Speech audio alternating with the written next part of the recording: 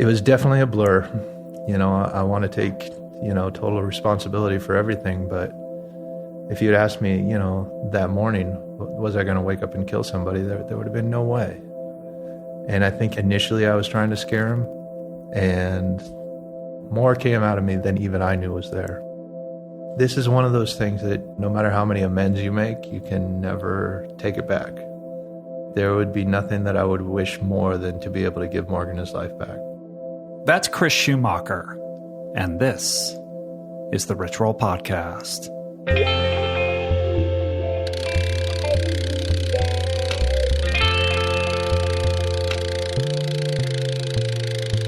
The Rich Roll Podcast.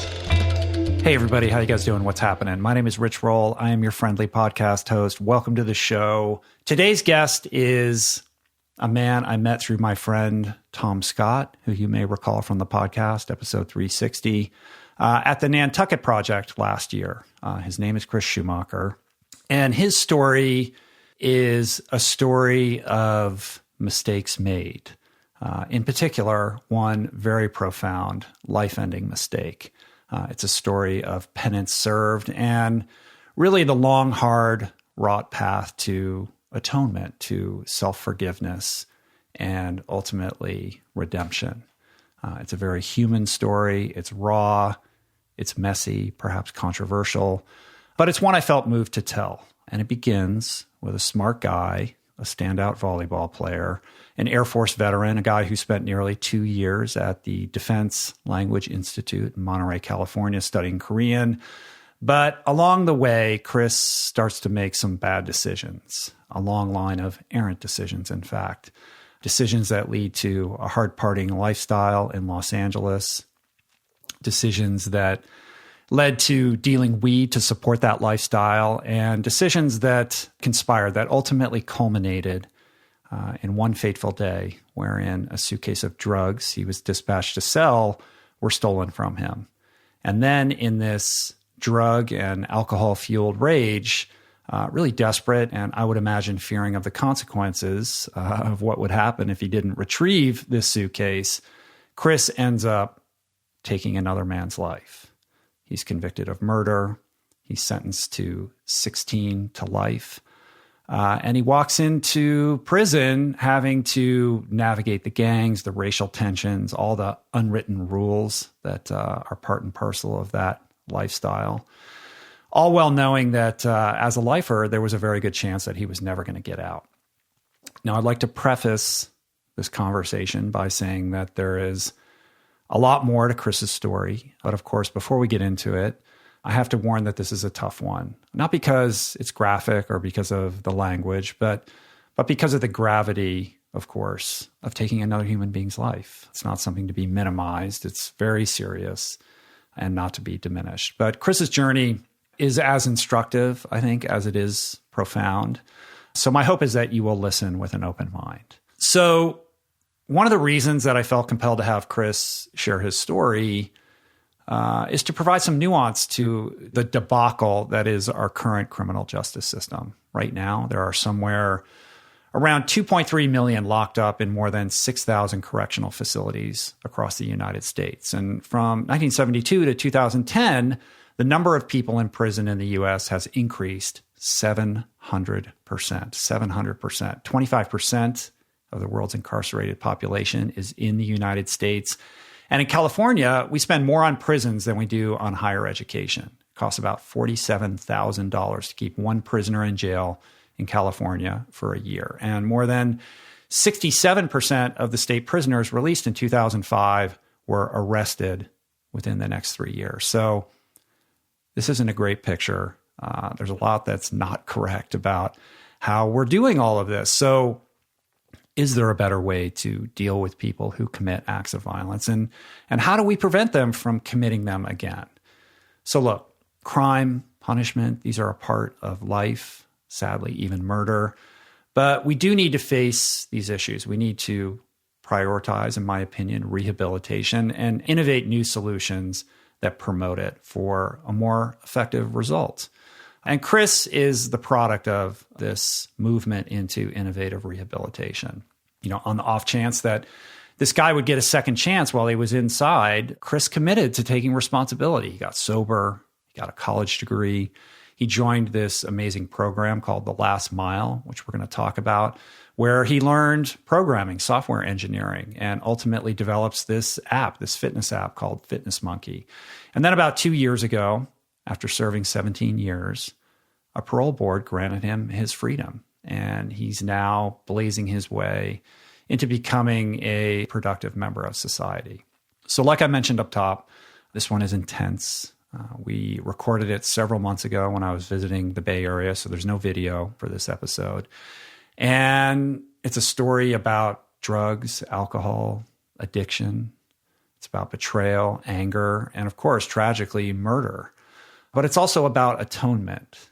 It's about the path to redemption and his journey towards becoming this productive member of society. And so I think baked into that, it's really about empathy.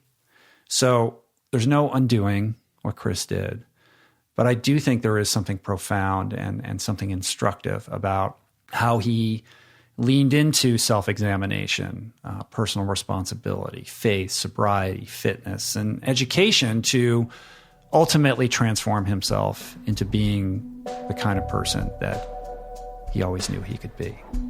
And so here we are, and this is his story.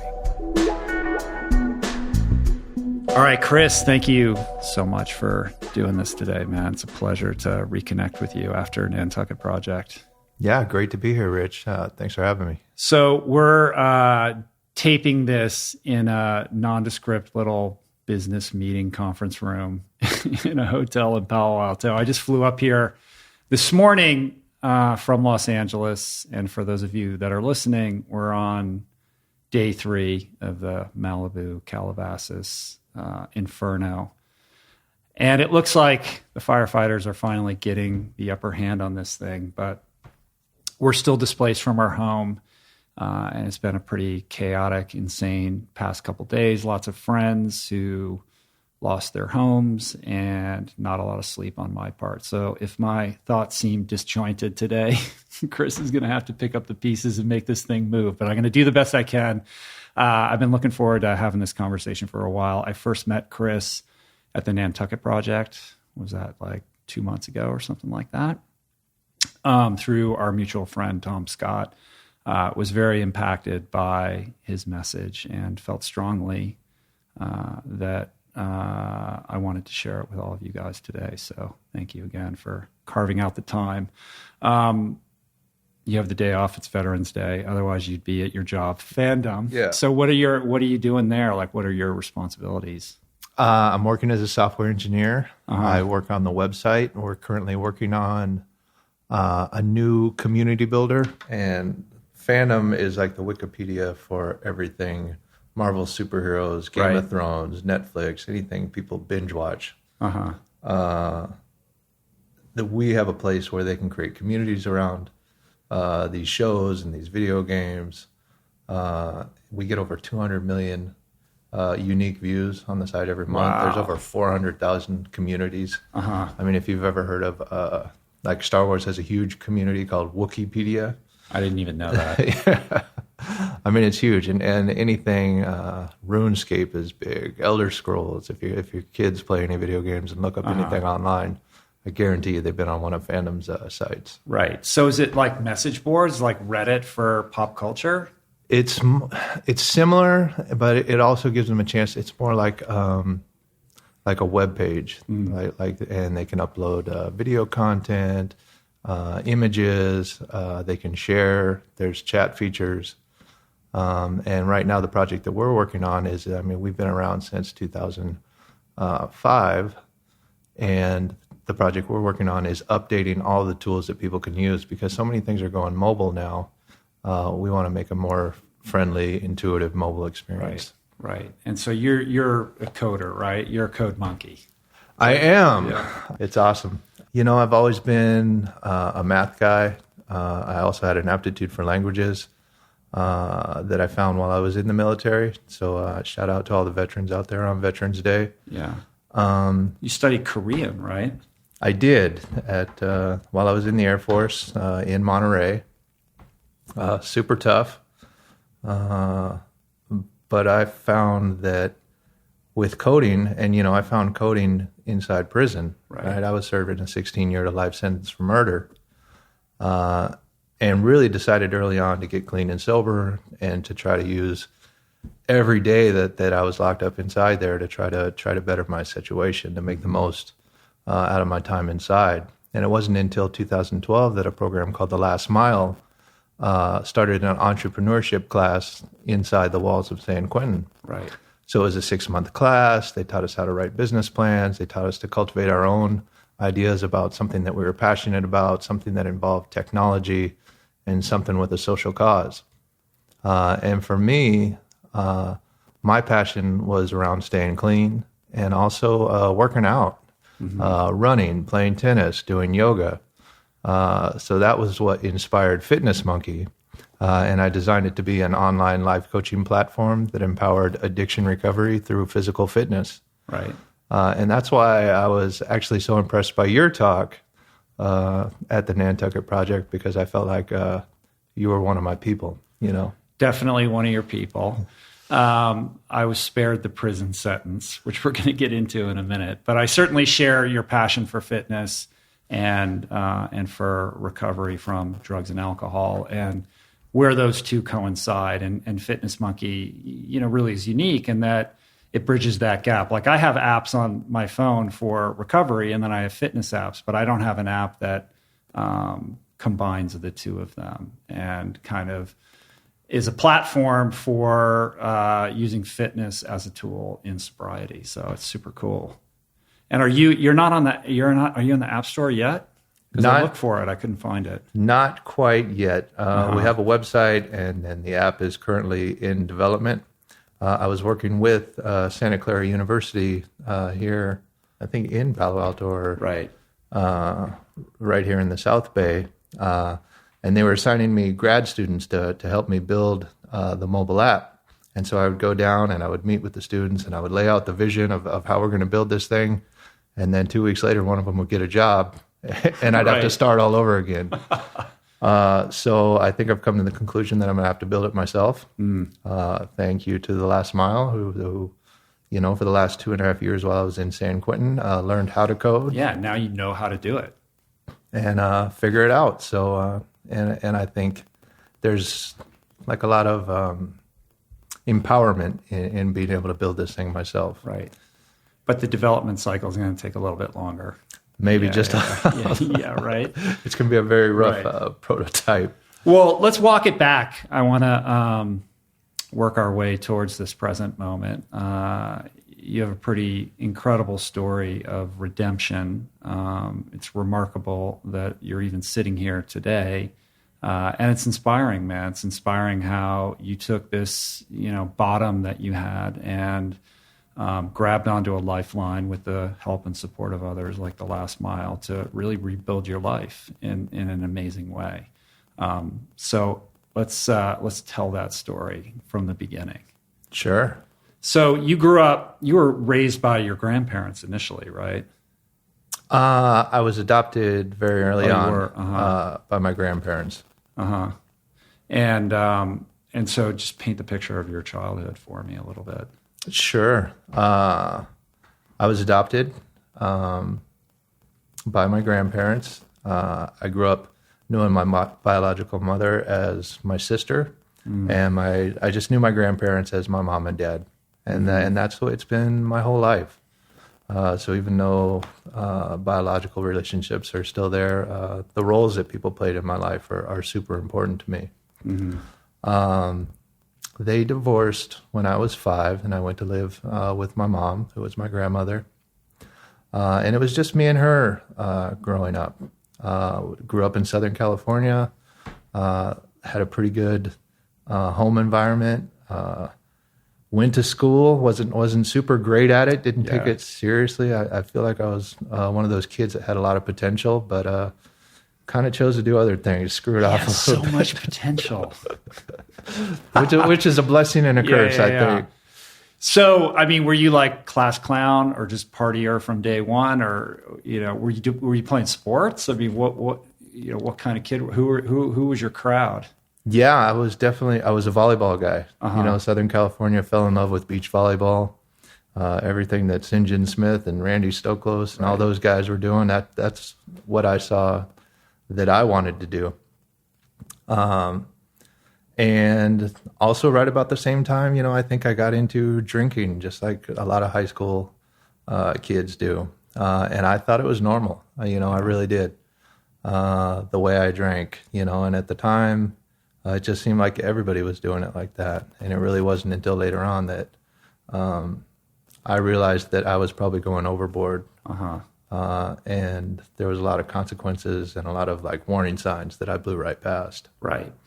Was there a moment when you first realized like, hey, my relationship with alcohol is a little bit different from my buddies? Like, I know for me, I started a little bit later than you, but pretty early on, I normalized the whole thing and just, I was like, I'm just doing what every college kid does. But looking back on it now, I was like, oh yeah, I was always kind of like the last guy to leave the party, or the one who had the most embarrassing story, that we would laugh about. It was no big deal at the time, but there were those clear those like red flags were being raised pretty early, and it would be many, many years before I would take responsibility for that. But looking back, it was kind of like, yeah, from the beginning, it was a problem. Was that for you, or did it start off, you're just, doing what everyone else is doing? I feel like it started off like I was just doing what everybody else was doing. I graduated high school. I started college. I didn't finish one unit while I was there. I moved down to the beach to be closer to volleyball and to what I thought I wanted to do with my life. But after dropping out of college, I kind of wandered for a while. Right. Down to the beach, like South Bay, or where? San Quentin. I lived in San Quentin for a little while, and then lived in Newport Beach for a while. And it turned out that maybe I kind of wanted to just hang out on the beach and party a lot more than I wanted to become a pro beach volleyball player. Yeah. Got a little bit sidetracked. So I had to get a job. Went to work for a while. And what's grandma doing around now? You bet around that time? Yeah. Or she like, hey man, wake up, or is she just letting you, do your thing? I wasn't living at home, so I don't think she didn't know, had a full grasp of what was going on. She was always supportive. She was always there for me when I needed her. And, if I just kept drinking, I don't think I would have got as in much trouble as I did, but it was actually when I started using, drugs. For me, it started with pot, mushrooms, and then some guys at work introduced me to speed, which I thought was cocaine at the time. Everybody was kind of doing it. No, I wouldn't say that, but they were doing it, and they were the older guys, and they thought it was cool, so I tried it and thought it was cool it was too. Meth. Yeah. Snorting it or smoking it? Snorting it. Yeah. Yeah. Which is just as bad, right? And the crazy thing about that drug is you think you're doing great for a while, and you're on top of the world, and 6-7 months down the road, everything's falling apart. Yeah. And I had that happen in my life 2 or 3 times where I felt like the most powerful and productive person on the planet, and then next thing I know, I don't have a place to live, I don't have a job, and I'm moving back home.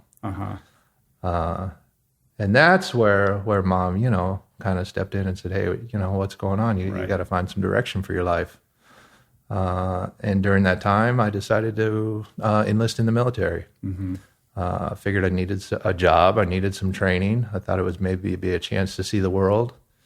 They offered me a linguist, job where I could learn a foreign language. And that sounded like a pretty good deal. Went to basic training in San Antonio, made it through that. Went to Monterey and was doing great in my classes, and then started drinking again. Right. So you were off the meth during that period of time, I would imagine. Right? Yes. Yeah. Still drinking though, or did you cut everything out for a period of time? During basic training, there wasn't any drinking or smoking or anything like that. But once we got on base there in Monterey, it was almost like a college dorm setting. Right. And everybody was away from home. Everybody was kind of looking to click up socially, and drinking is very prevalent in the military. Yeah. So you pick it back up, and then what happens next? For me, it was, I would call them small things, things like having too many beers in my barracks. That was an infraction. Mm-hmm. Drunk and disorderly with some Marines. That was an infraction. Breaking curfew to spend the night in my girlfriend's barracks, who was in the Army at the time. That was an infraction. And all these little things kind of added up to an early discharge. But along the way, are those sort of like points in, the social camaraderie with the dudes that you're hanging out with? Like, right on, dude. No, or I don't think. I mean, you're getting in trouble, but it was like, oh man, you tore it up last night. Maybe, but I mean that's all false. I mean right. that's not real. Of course. Like people, hey, you partied harder than anybody else did last night. And then what do you have to show for it? Right. Discharge. An embarrassing story, discharge from the military, hangovers. I mean, what's the best part about sobriety? Never waking up with that damn headache again. One of the many great things. All right, so you get discharged. What year was that? That was 1995. Moved back home for a while, started working again, I have lots of stories of starting over and trying to pick myself up from the bootstraps. Went to work in some restaurants for a while. But then once I started getting back on my feet and starting to do all right, then the drinking started again. And I wasn't in the military anymore, so I didn't have to worry about drug tests. So, I started using again. Found myself in Hollywood with these big visions of becoming a rock star. Mm-hmm. I love to play guitar. And I think, all of these big visions of grandeur were like, I didn't really know what direction I wanted to take in my life. So I set these big, huge goals. So it really didn't matter if I made it or failed. It's like, at least I tried to be a rock star. Mm-hmm. But I think that at the same time, they were also aligning myself with what I really wanted to do, was to drink and to use. Right. And avoid responsibility. Right. Because if you're a rock star, then you can do whatever you want, and everyone co-signs it. Right. I mean, the whole sex, drugs, and rock and roll. Yeah. I mean, it just seemed like the lifestyle, and I was already leading that lifestyle. Except, I wasn't a musician yet. Right. Did you have a band? I mean, were you guys playing out or rehearsing at all? We had one band. Yeah. There was four of us. And we had four white guys in a reggae band, and we called ourselves the Naughty Dreads. No one hits, no wonders. Yeah. A lot of dope smoking. And living like in Hollywood, like around Sunset, or where exactly? Living right off Hollywood Boulevard. Yeah. Right around the corner from the Man's Chinese. Right in the middle of it, man. Yeah. So that was what, 95, 96? That was around 99. 99. 98 okay. and 99, moved to Hollywood. And where are you hanging out? Like, what are the bars you're going to? A lot of the ones on the Strip, the Whiskey, the Roxy. One of our favorite places was called Insomnia, and that's where you could go take ecstasy. It didn't open up till midnight and didn't close till 9 a.m. in the morning. Right. It was speakers that were 7 feet tall, and there was a lot of crazy nights. Yeah, living the dream. Oh, yeah, right. So where does where does it start to turn super dark for you? Yeah, I mean, that lifestyle it wasn't sustainable for me. I was working at a restaurant, ended up getting fired from that job. Wasn't really quite sure what to do, and a friend asked me if I wanted to start selling some weed. Mm-hmm. And I'm thinking, buy an ounce of weed, sell it, make a couple $100. Maybe this is my way to keep living this lifestyle. And it was actually pretty lucrative for the first few months. And I was actually starting to get more customers. I was kind of starting to make more money. And I really thought like maybe this was like the career path for me. Maybe I wasn't going to be a volleyball player or a musician or a rock star, but for some reason, a drug dealer seemed very appealing at the time. And I remember as I was moving up the food chain in the drug world, my dealer asked me to store a 6-pound suitcase full of marijuana for him. Mm-hmm. And I thought, great, now I have unlimited supply. I can start recruiting my friends to start selling for me. And I thought that this was a viable plan. Mm-hmm. And that was until the two friends that I had told about it decided they were going to steal it from me. Jeff stole the suitcase from my apartment, from me, and took off with it. And Morgan, his roommate, stuck around and tried to tell me that he was convincing me that he wasn't in on it and that he would help me find Jeff and get the weed back. Mm-hmm. So how does this unfold? Like, you come back to your apartment, you look for it, you can't find it. Is that guy there, or do you call him up? Like, how does it go step by step? You know, it was the craziest story. I mean, these guys would come over and hang out and have a couple beers and smoke a couple joints.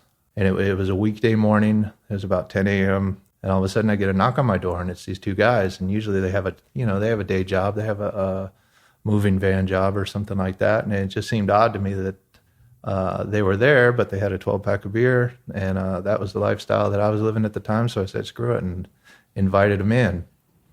And during that time, Morgan and I had stepped out to have a cigarette on the roof. And while we're on the roof of my building looking over the side, I see Jeff running through the park with the suitcase from my closet. Mm-hmm. And from that moment, I mean, it was like every scene from a bad movie that I've ever seen. Me interrogating Morgan, me calling everyone that Jeff knew to try to find him and get this weed back.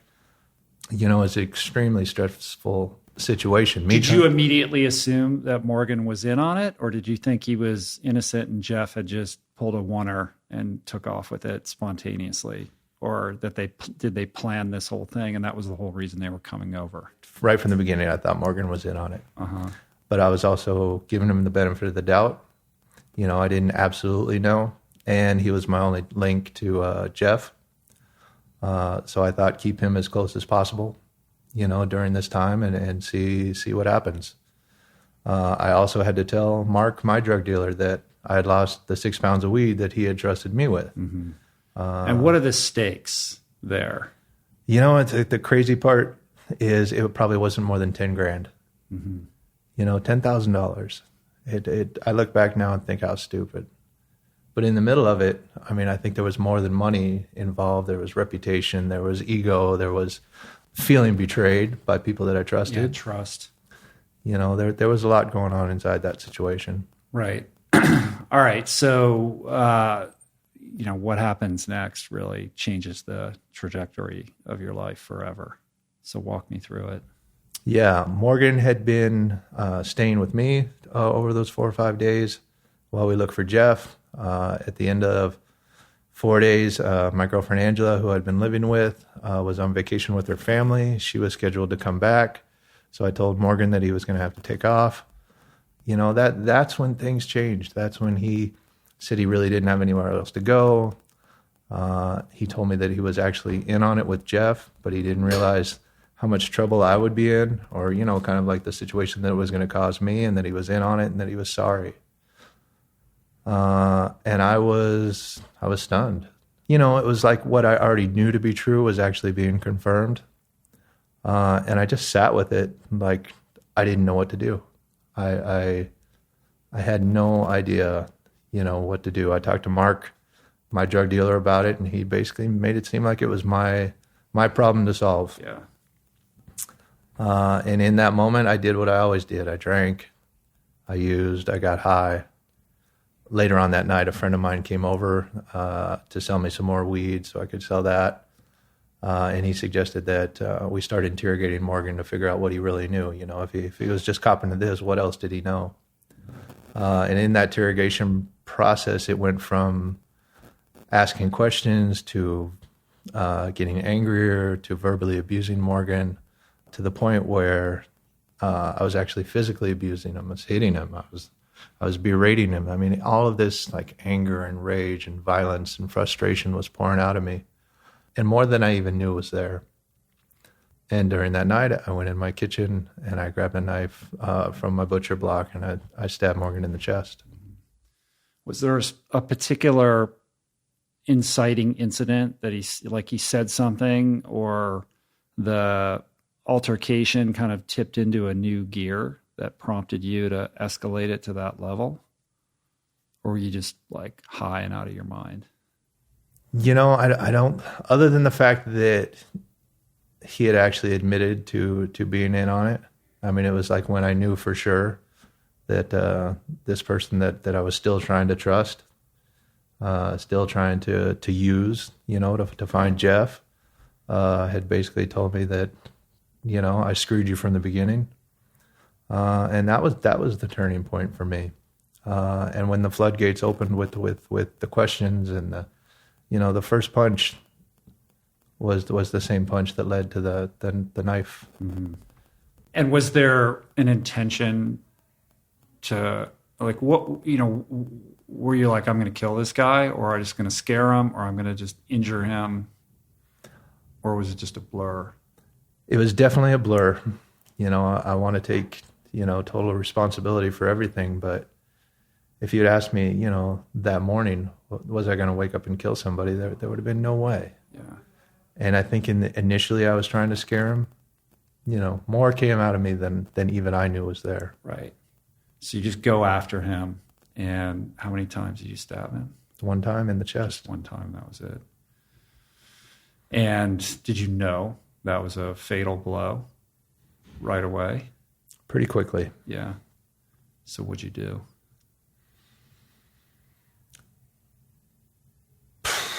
The next steps were really a blur, because if you think like all the steps that were leading up to it got me to that point, what do you do now that there's a dead body in your apartment? My friend and I tried to wrap him in a blanket, mm-hmm. tried to put the body by the dumpster that was in front of my apartment building. I thought it was the middle of the night. Turned out it was like 6 a.m. in the morning. The sun was coming up. There was people on the street that saw the whole thing. Oh my God. I mean, it was horrible. Yeah. There's a lot of shame around mm-hmm. the harm and the impact that I caused to Morgan and to his family, and my community too, right? Like Hollywood. I mean, I'm sure it's known for some pretty crazy shit, but for me to be responsible for that piece of it, that's something I still carry with me. So when you recount the story, you've told the story many, many times. What are the emotions that come up now? I mean, still some shame, obviously. It's one of those. This is one of those things that no matter how many amends you make, you can never take it back. Like, there would be nothing that I would wish more than to be able to give Morgan his life back, mm-hmm. to give his daughter her dad back, to give his aunt her nephew back.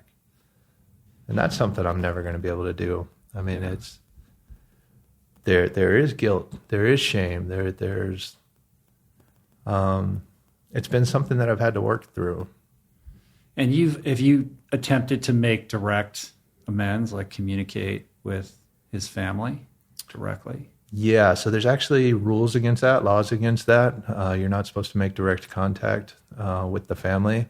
While I was inside San Quentin, I was able to write letters of apology and letters of remorse to his family, and then file them with the Office of Victim Services in California.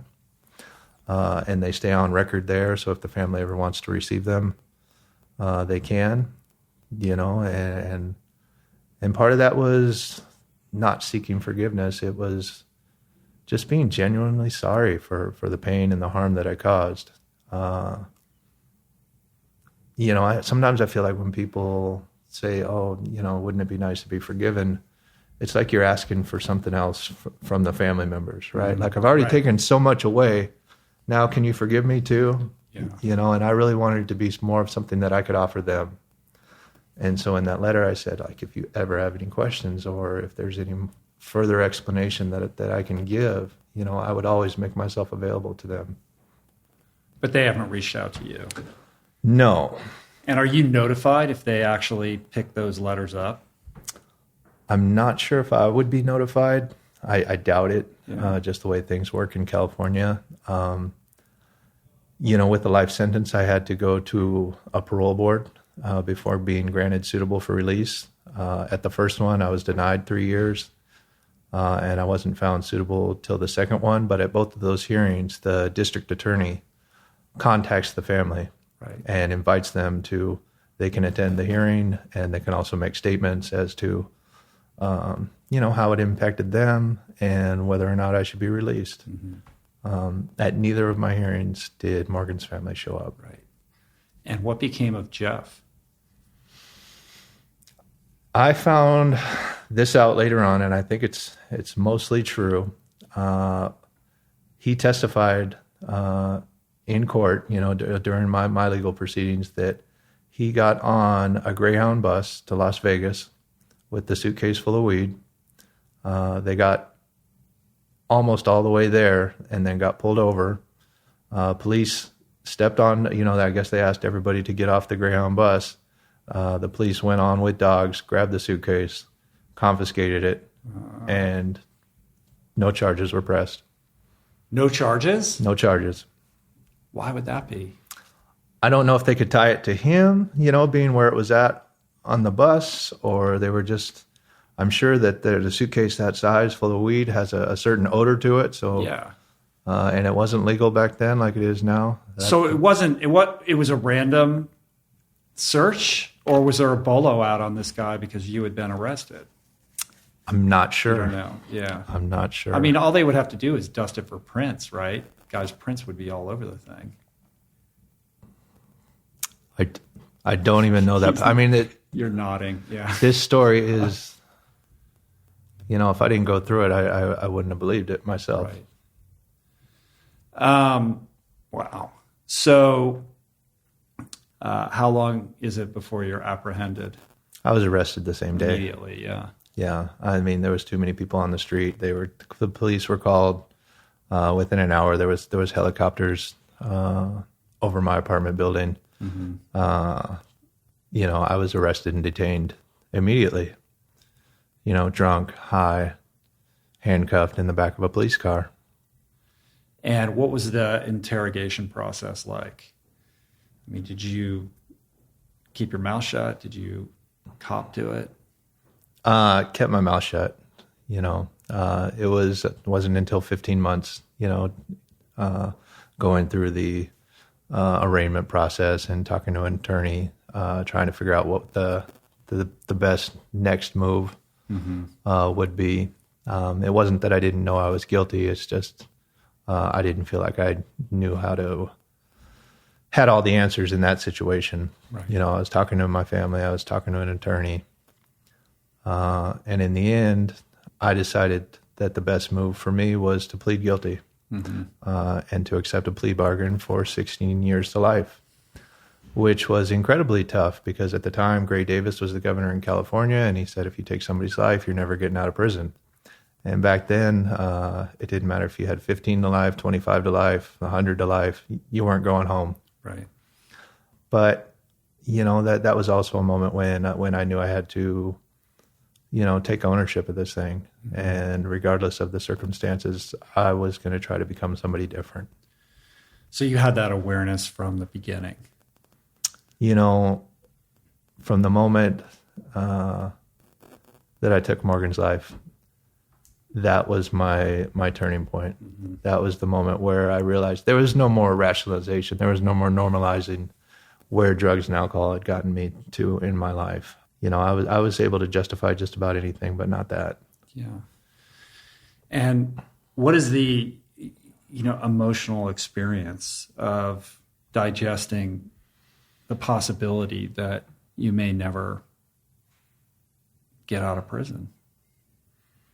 I think there's a lot of sadness and there's a lot of fear. I didn't want to go to prison, If I could have found a way out of it, I would have taken it, and that's who I was back then, selfish, self-centered, didn't want to take accountability, didn't want to, believe that I was that person. And if there was any way out of it, I would have taken it. But the moment that I actually did say, like, I'm going to accept this, I'm going to plead guilty, it actually freed me in a lot of ways to move forward. Because you were just aligning yourself with the truth, like there's no more hiding from this reality. Yeah, exactly. I mean, that's what it was for me. I didn't even know how to be real and honest about what had actually happened, and you didn't talk to a whole lot of people about it during that time. Yeah. But just the act of kind of resigning myself to whatever fate lay ahead. I realized that there was a chance that I would never get out of prison. However, I think one of my superpowers is optimism, and I gave myself, a hope, along with the hope that I got through spirituality and God, that there would be a chance for me. If I did everything in my power, at least I would have a chance. And I kind of used that to propel me forward. Right. So ultimately, you end up in San Quentin, but that's not where you were initially. Right? No. Yeah. San Quentin, has a notorious reputation, but it's a level 2 prison now. Level 2 being kind of the middle of the road prisons, and level 4 being the most violent, and lockdowns and a lot of racism and a lot of craziness going on. And when you're a young guy and you have a lot of years to do, that's where you start. And for being, a white kid from the suburbs, going to prison for the first time on a level 4 yard was a pretty scary experience. Mm-hmm. So explain it to me. Like, my only frame of reference is, what I see in movies and TV. So what is the reality of being dropped down into that environment where it's about, racial identity and gangs and alliances and survival? Yeah, I mean, I think I've seen all the prison movies, right, before going in, but I don't think I understood how racially segregated prisons are. So when I went in, I was expected only to hang out with the white guys. There was actually politics saying, you don't eat with anybody from another race, you don't play games with anybody from another race. I mean, it was almost ganging up, by race instead of neighborhoods. But and that wasn't the way I was raised or grew up. But in that situation, you kind of conform to what everybody else was doing inside there. Right. And what is the kind of general threat level? Like, are you just on guard constantly, or you just learn how to align yourself with the right people to be protected? Like, what is the day-to-day experience of just trying to wrap your head around, like, what to do and what not to do just to get through it?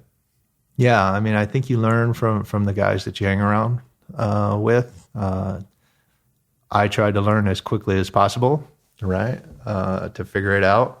Talk to as many people as possible and figure out what's going on here. For me, it was difficult not really knowing who to trust. And I had turned to God very early on when I was in the county jail even. And so I continued on that path while I was in prison, which is not very popular in prison. I think the majority of guys say that anybody going to church while they're in prison is hiding behind the Bible, meaning that they were this badass coming to prison. Now, why are they going to change all of a sudden? Oh, that's interesting. I wouldn't have thought that. So you make that decision under like some level of threat then. I still remember the first day on the yard at High Desert State Prison, and all the white guys come and hang out at their table. They shake hands. They greet each other. And is it like a white supremacist thing too? Like, if you watch the movies, it's like if you're with the white guys, then they're skinheads and they have like swastika tattoos and stuff like that. Those guys were there, but actually they were kind of like a more supremacist group out of the white guys. Right, like, so there's another fringe white dude group. Yeah, they definitely took it to the next level. But so just because you're hanging out with the white guys doesn't mean that you're a white supremacist or that you were a skinhead. Right. So everybody's greeting each other, and they do the call for church. They say, whoever wants to go to church, go and line up by this gate, and we'll let you in. And so I knew that was the path that I was on. I knew that God had gotten me this far. I was doing a lot of my own study and research inside the Bible. I was trying to understand some of these stories, trying to figure out who Jesus Christ was. I grew up a Christian, but never really knew who the God of the Bible was. So it was really important to me to stay on that path. And I remember breaking away from the group and walking across the yard to go to the door that lets you into the church. And when I looked behind me, I was the only one. I was the only guy, making this walk across the yard, and it was an incredibly scary feeling, like I was separating myself from the fellas, so to speak. And as scary as that was, I think that was the decision that made all the difference in the man that I was going to become. What was it that made you feel like this was the path for you, though? Like you said, you were very clear that God had delivered you to this moment. Was there an instance in which something happened that made that clear to you? Other than the fact that the way that God came to me while I was in the county jail, it was there was a small group, and there was a Sunday school teacher who almost taught the Bible to us like we were little children. And I remember telling us the story about Zacchaeus, that this small man that wanted to see God and heard Jesus was coming through the town, and he wanted to see it, but the town was too crowded, and he was kind of a smaller person. So what he did was he climbed up in a tree to see God. And I just remember that story touching me in a way I needed to be explained about God and the Bible as if I was a child. I wasn't in a place of spiritual maturity. And that's the first time. That was the turning moment for me. And did that coincide with you getting sober? I think they happened at the same time, but I don't think one led to the other. Yeah. For me, honestly, like waking up and realizing that I was a person that took somebody else's life, right, was the thing that said I will never use again. Yeah. And were you going to AA meetings in prison and in jail? Yeah, at San Quentin, they had AA meetings. Right. We had a Saturday night home group. They gave out chips that they made in the furniture factory. They let guys share, about their sobriety. Some are real, some are bullshit. But how many people show up at the AA meetings in San Quentin?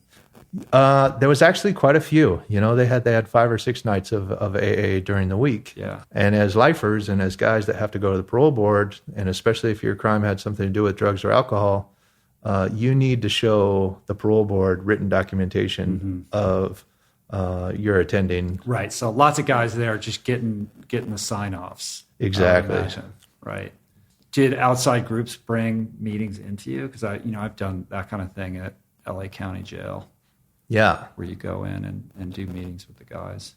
Yeah, there was several outside groups. Almost all of them. I don't think any of them were inmate led. Right.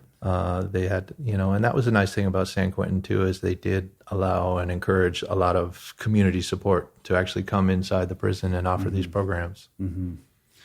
So it seems like it was almost a relief then to get to San Quentin, which seems ironic and not what you would expect. Yeah, it took 7 years. I was incarcerated 7 years. And I think to go from level 4 to level 2 in 7 years was a blessing in itself. I think that was well below the average. A lot of guys don't make it for 10 to 15 years, just because there's a lot of trouble that you can get in along the way, and any kind of write-up makes your points stay jacked up. So you got to keep a low profile and the idea is to just be as invisible as possible. I think that's a pretty good strategy, as much as possible. And you are in a chaotic prison environment where anything could go down at any time. Right. So you were able to get through that part, though, without any scrapes. Yeah, and I think a lot of that was like God had a plan for me. And I think he kept me out of certain situations, and he also provided a lot of opportunity for me along the way. And if I knew that was going to happen on day one, the fact is I didn't.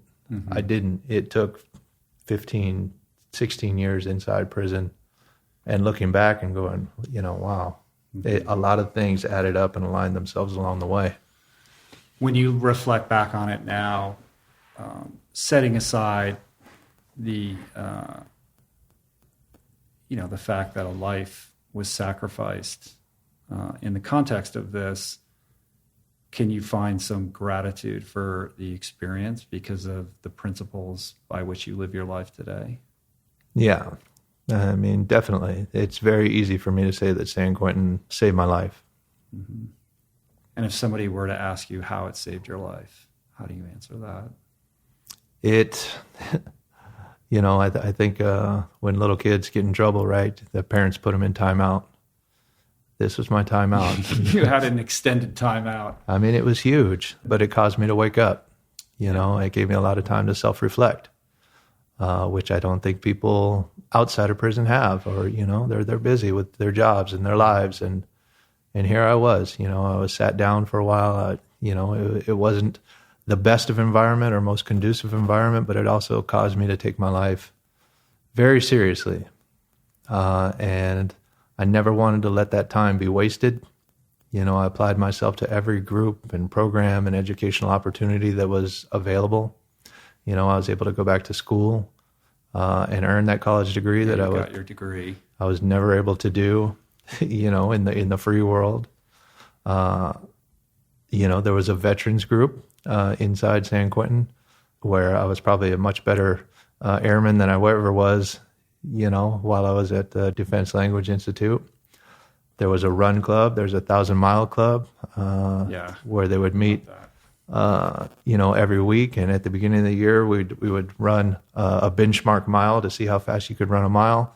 And then over the course of the year, we would train and increase the distance. And every year in November, they actually run a marathon, the San Quentin Marathon, which is, we don't have a very scenic course. Yeah. It's 105 laps around the same quarter-mile loop of a prison yard. Mm-hmm. And I think just the training and the camaraderie and the discipline that goes into that. I mean, you're an endurance athlete, so I'm sure you can relate. Yeah. That was my training ground for things so much more than just the physical. I mean, the mental and the emotional and the spiritual. That's where everything tied in for me. You had this facility, though, this ability to grab onto all of the lifelines that were available to you, within the confines of this situation. Most people don't, right? I would imagine. What do you think it is or was within you that gave you that engine or that desire to reinvent yourself with the prospect that you may never get out? Whereas so many people just can't get to that place. Yeah, I mean, I understand what you're saying, and I agree with you. For me, it was faith, and it was optimism, and not giving up. That piece has never been in me. Like I said, I think optimism had been my greatest and my worst quality at the same time, because here is this person with unlimited potential. He could do anything he wants, but he wants to screw it off for becoming a drug dealer. But at the same time, when I was at my lowest, and things were at the darkest, it's like I refused to give up on myself. And not just for me. Yeah, I was going to say, how much of that was fueled by this sense of attempting to atone? Quite a bit. Yeah. And like atone to Morgan, atone to his family, atone to my family, right? The people that had loved and believed in me, my whole life and wanted better things for me. It's really hard for me to even understand the shame and the embarrassment that I caused them.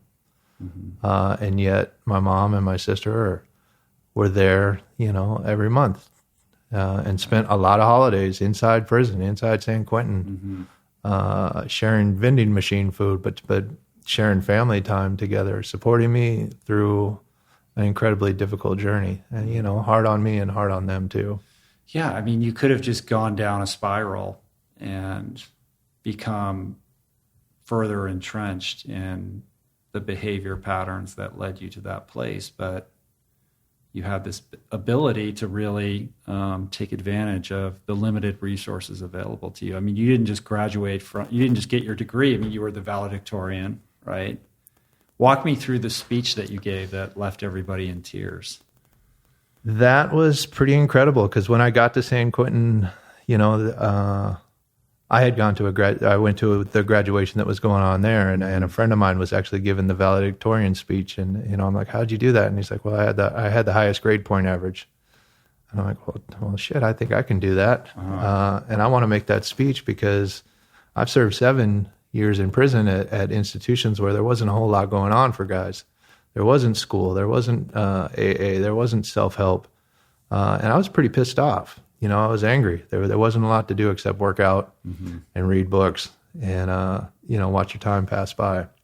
And I said, okay, I can get this valedictorian, and I can make this speech, and I can go up there and I can rage against the machine and tell them everything that I thought was wrong.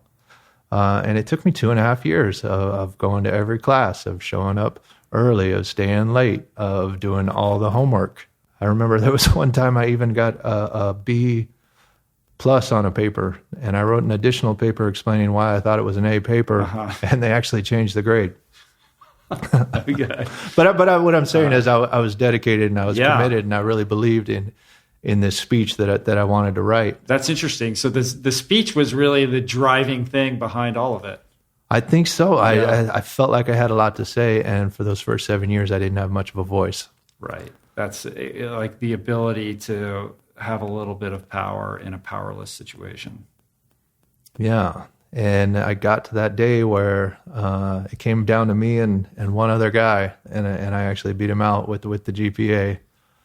And so they told me, and I went down to write the speech, and as the words started, coming out my pen, it was different, right? Somewhere along the way.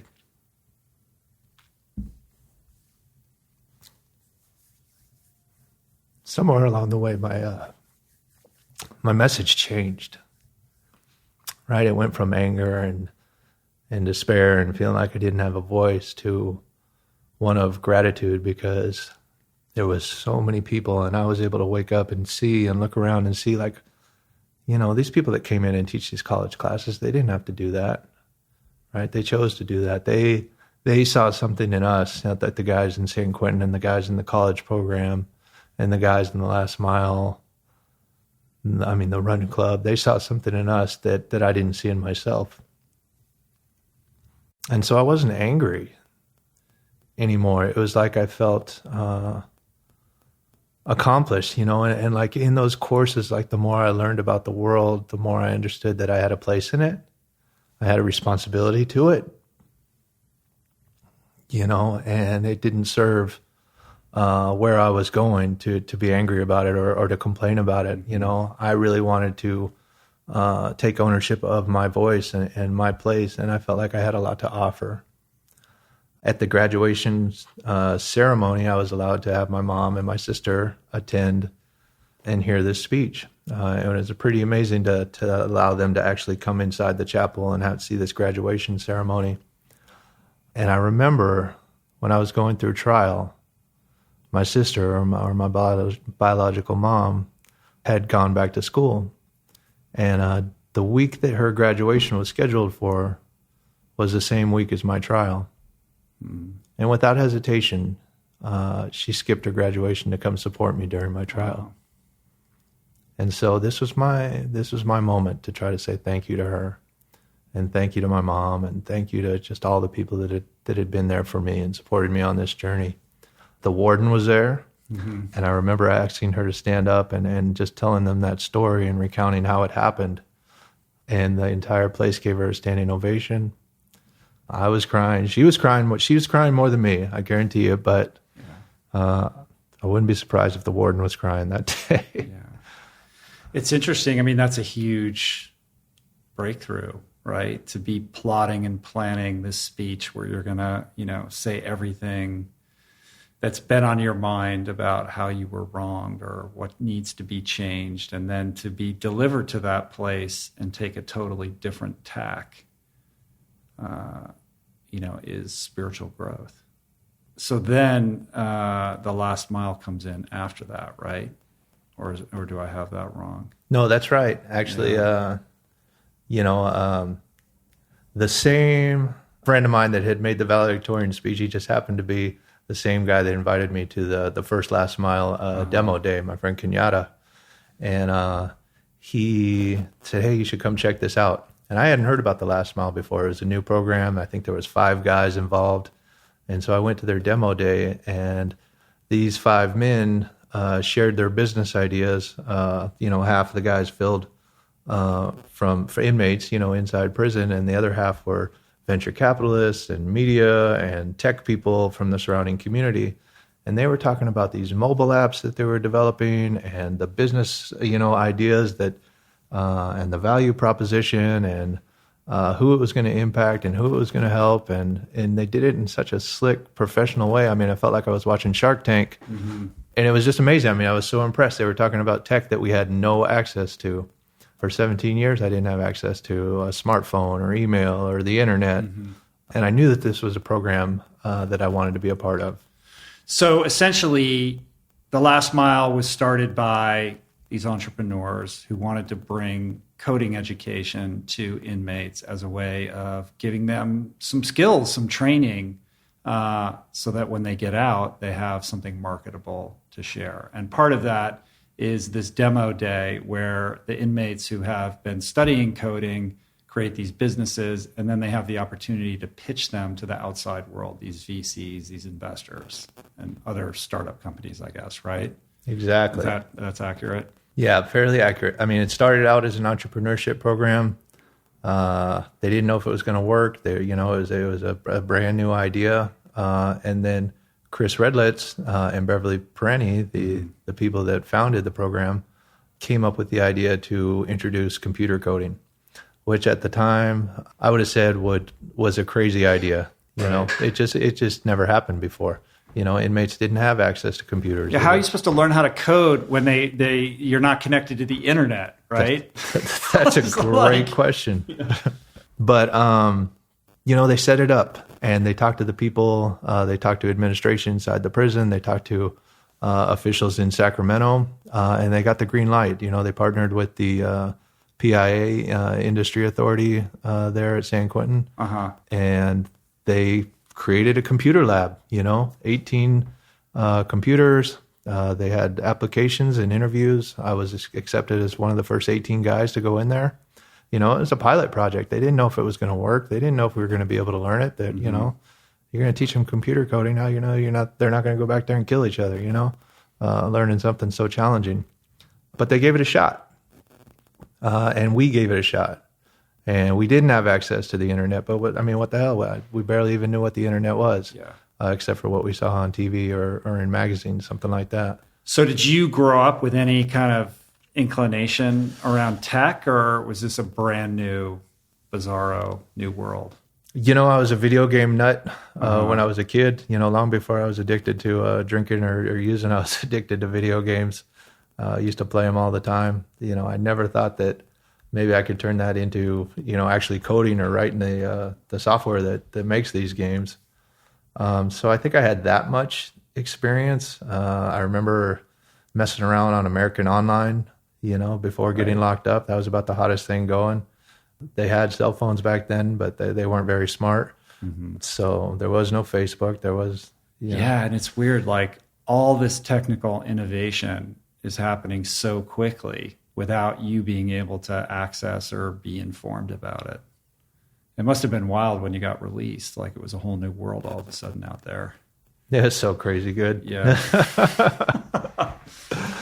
But yeah, so, they started teaching us HTML and CSS and JavaScript, how to write, build basic pages and write some applications and some functions, data structures, algorithms. We didn't have access to the internet, so we didn't have the same resources that guys and gals on the outside would have. But there was a lot of grit and determination and and also this exposure to computers that I think really inspired a lot of guys to try to learn this stuff. I know I did. I fell in love with it because I felt like it combined the math and the language perfectly for me. You know, I would go back to my cell at night with a computer coding book and get my little notebook and a number 2 pencil and practice writing toy problems, you know, how to figure stuff out with code. And it wasn't until I was back in the class the next day that I could actually see if it worked. Right. But when it did, I mean, it just, I feel like it really strengthened my own problem solving abilities, which applies to code, but also applies to life. And how many guys were part of this program? So there was 18 initially selected to take part in the program. And it was just supposed to be a 6-month, you know, web development course. At the end of 6 months, 11 guys passed with a high enough proficiency to where they started a track 2, you know, so continued learning. And so there was a track 1 and track 2 for additional learning. You know, we started learning Node and WordPress and React, some back-end coding languages too, like Python and Ruby. So it was pretty cool. I mean, the stuff that we were able to learn. One of our projects for the track 2 was actually to build the apps that we had been pitching in the entrepreneurship program. So Fitness Monkey was selected as one of the programs. So we developed a personal health and recovery tracker, which is the model for the app that I'm developing today. But what it does is it tracks people's clean time, and it also allows them to log workout data and then combine these 2 metrics to give them charts and visualizations about how to stay clean and sober. And so how long did you work on Fitness Monkey before your demo day where you got to get up and pitch it? 2 months. Oh, that's it? 2 months. And it was a group project. So we enlisted other people on the team, and we kind of split it apart. We didn't have a lot of time. And then, of course, you have to take a little time to rehearse presenting this pitch in a professional way, right? Yeah. And so who shows up for demo day? Well, quite a few people. There was people from Facebook there. Really? There was people from Airbnb. Wow. MC Hammer was there. Yeah, he's sort of one of the mentors, right? Of the program. He's on the board of directors and also just a big supporter of the Last Mile and also tech. It's been amazing to have him. You know, and I was in the coding program for 2.5 years before leaving San Quentin. So I went through track 1 and track 2. I went on to a track 3 program that was kind of setting up the joint venture program. So in the track 3, we were able to build a social media dashboard for Airbnb that went to Twitter and Facebook and pulled back their likes and their follower counts and recent posts. That was incredibly difficult because we didn't have access to the internet, and we had to learn how to use those APIs and get that data. We had to build our own fake Facebook and fake Twitter to practice passing the data back and forth to see if it worked. Yeah, just so you could like test it out without being connected online. It's crazy. Yeah. Well, I do know that when you did pitch it on this demo day that it went well because there was an article in TechCrunch where whoever was there said, like, when you got up and did your thing, the guy was like, his pitch was like is better than a lot of the Y Combinator companies that I've, heard give their pitches. Like, you had it dialed, right? Yeah, which is amazing. That's a big compliment. Yeah. I mean, that's TechCrunch. I mean, that's no small thing. And what's interesting is that this program is the anomaly, because when you canvass what's going on in our prison industrial complex, certainly not enough rehabilitation programs going on, right? And this is a maverick situation.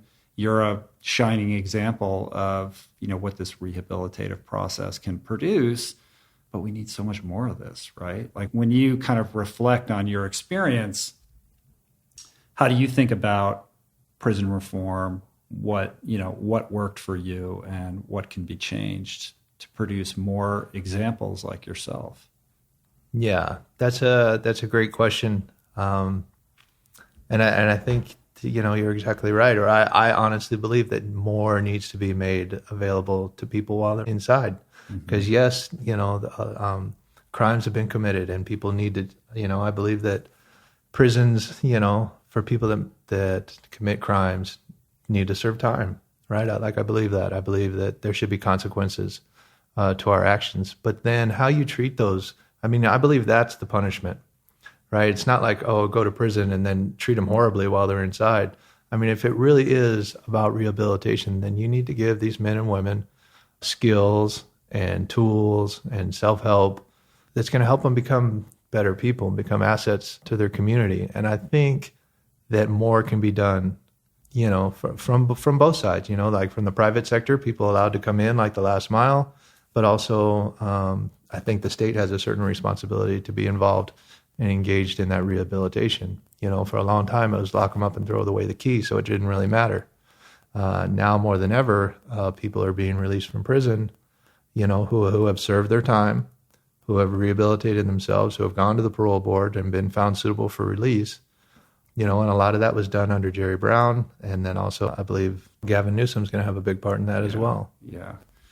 I'm certainly no expert in this field, but I do know that, statistically, the number of inmates incarcerated where the offense has some relationship to drugs and alcohol is super high. It's probably in the 80% range or something like that. And recidivism is super high. You probably know the statistics of how many people end up back in prison or reoffending. Certainly, it needs to be punitive, but it needs to be a balance of punitive and rehabilitative. And I think the pendulum is too far on the side of punitive and not enough in terms of rehabilitative. And, from a pure economic perspective, it's not a good way to operate the system. We don't want people going back in. And to the extent that it's like, what kind of society do you want to live in? I would like to live in a society where we're punishing people for breaking the law, but we're also providing them with the tools necessary to rehabilitate them such that they can be productive members of society whenever possible, right? And this program should be considered like a pilot program for other types of programs that, can bring these services into the inmates and provide them with a sense of purpose as well. Yeah. No, I totally agree. It's been amazing to watch the last mile go from an entrepreneurship class to a coding program to, having success stories inside San Quentin. But it's also growing. It's expanding. The last mile is in 8 prisons in California now, including women's prisons. They're expanding outside of California to Indiana, to Kansas, that's cool. Oklahoma in January. Mm-hmm. And one of the most amazing things, and it happened actually after I was released, was they started a last mile coding program in a juvenile facility down in Ventura. And they allowed the graduates of the program at San Quentin to get on a Skype call and mentor the juvenile guys going through the program. And I thought, just what an amazing experience, because I think that the younger people that are in that situation are so much more apt to learn from people that have gone through it and experienced it and have that kind of like street cred. So it's amazing to watch the last mile grow and how it's evolved. When I did actually get released on May the 4th, 2017, I went to work for an internship with the last mile. Mm-hmm. They asked me and 2 other members of the last mile to go down to Y Combinator and pitch a learning management system. Uh-huh. So I was able to take all of the skills that I learned, pitching Fitness Monkey to go and try and pitch. And basically what we were doing was trying to take the coding program that's at San Quentin and putting it into a piece of software that's now being distributed to all these other locations. Oh, wow. That's cool. Yeah, that's amazing. So we didn't happen to get picked up by Y Combinator that time, but then I also learned that they didn't pick up any nonprofits. So I felt like we did all right. That's cool. Do you now have you gone back to San Quentin in some kind of mentorship capacity to check in with the program there? Yes. Yeah. The last mile actually, it started out as the one classroom, and it was inside an old print factory warehouse. So there was a lot of empty space. The last mile has now turned that empty space into 5 different classrooms. They're going to offer a design program. They're going to offer CAD CAM. They're expanding into IT. There's a new partnership with Google. The guys in the program, in the joint venture program, have developed their own offline search engine called Jolt, which basically almost like if you're mimics typing, being online. Yeah, like being on Google, but now it taps into all like the videos and the PDF files and the resources that are available. It was just getting too unwieldy. You know, everything was every place on the server, and so they created their own search engine, which is amazing. Wow. You know, there's a lot of talent back there, and a lot of, you know, just a lot of guys that I really believe are doing the work to earn their freedom and to earn their humanity, right? And that's the part that I really want to shine a light on that I don't think a lot of people see. So explain that a little bit more fully. You know, I think, you know, a part of that, me saying like I didn't feel like I had a voice for a long time. I feel like people in prison are portrayed a certain way in media and on TV and in film. And if that's all people ever watched, you know, what would they think about somebody like, oh yeah, I got an ex-felon living next door to me, you know? I really want them to see like the positive things that are going on, the college programs, the veterans group, the run clubs, you know, the last mile, you know, guys learning to code. I saw, you know, the prison yard change after the last mile arrived, meaning, you know, there used to be guys out on the yard doing push-ups and pull-ups and playing handball or whatever, to guys walking across the yard with a computer coding book in their hand, going to the gym to sit down and, you know, practice studying together. I mean, it was amazing. Yeah, that's a long way from pressing license plates. Right. Yeah, it's wild. So where does fitness come in? I mean, it's like an everyday thing for me. You know, not Was everybody. it always that way though?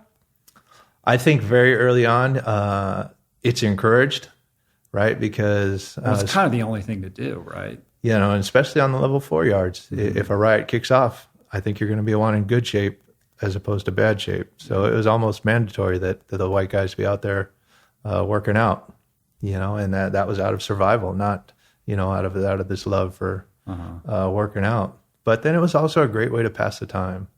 And for me, I had a lot of extra energy that I wasn't putting into drinking or using anymore. It became my sanctuary. It became my meditation, you know, either running, like I said. You started doing yoga, right? Did yoga. So there's like there were like yoga classes? Every Tuesday night. Really? Yep. In the Buddhist chapel. There was about 30 guys. Really? And an instructor named James Fox that would come in from the outside. It was part of the Insight Prison Project. And yeah, I mean, you know, you're in a crazy environment, but what a better place to like just explore the body and the breath and the stretching and the breathing. I mean, for me, it really made a lot of difference in just how to cope with a lot of difficulty. Yeah. And then running. Yeah. I mean, running, that was something I fell in love with. And I wasn't a runner, you know, my whole life. I don't think I ran my first 5 miles until I got to San Quentin. You know, I was in the Air Force, but that was only maybe a couple miles at a time. Yeah. But I remember running that first, you know, 20 laps or whatever it was, and the feeling that I had, you know, afterwards.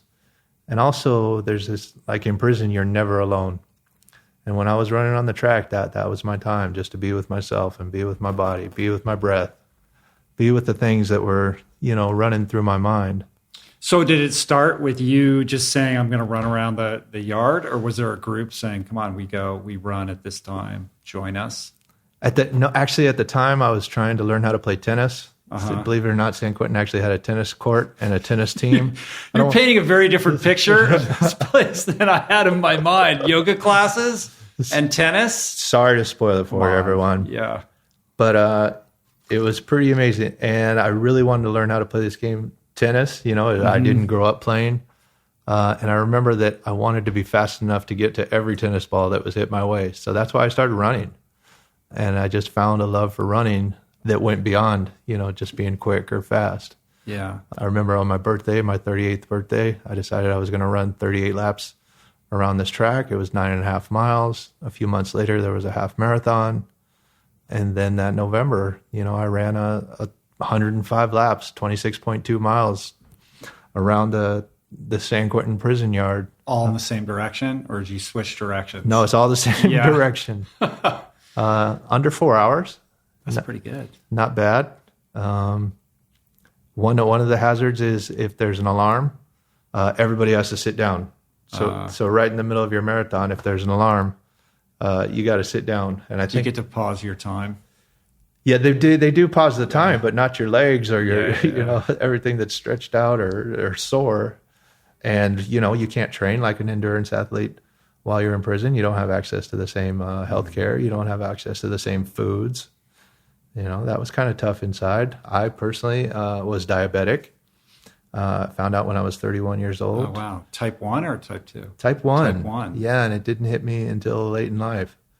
So I had to learn to manage that, insulin and food intake and storing some extra jelly packs from the peanut butter and jelly on the side just in case my blood sugar dipped low while I was running. And what is your relationship with running vis-a-vis recovery? Like, explain to me like the healing powers of running in weathering that experience of being inside and staying sober. Yeah, for me, it gives me freedom. It gives me release. It gives me connection. Like I said, it's my meditation. In a lot of ways, it gives me time to think. I have friends who I run with on the outside, and that allows me camaraderie and friendship. I recently had a friend of mine named Eddie. He did 14 years and he was released, and he had actually won the San Quentin Marathon, so he was pretty fast. Oh, wow. But it's all on a flat track. So I took him to my hometown 10K in Lafayette, thinking, he might be a little bit faster than me, but I think I can get him on the hills. I'll be damned if he didn't get 9th overall in that thing. Wow. That's pretty good. Yeah. I would suspect when you're inside, it also provides you with a sense of agency, like it's something that you can control, right? Or you can try to master, in the same way that, the last mile is providing you this, ability to develop a skill. Like there's something about running like that you can own. That's yours. Yeah. I think that's true too, and especially, it's not always about the race or the event, right? It's about all the training that goes into getting there, and who I was able to become during that process, right? There's a lot of discipline involved. There's a lot of preparation, learning to wake up and show up.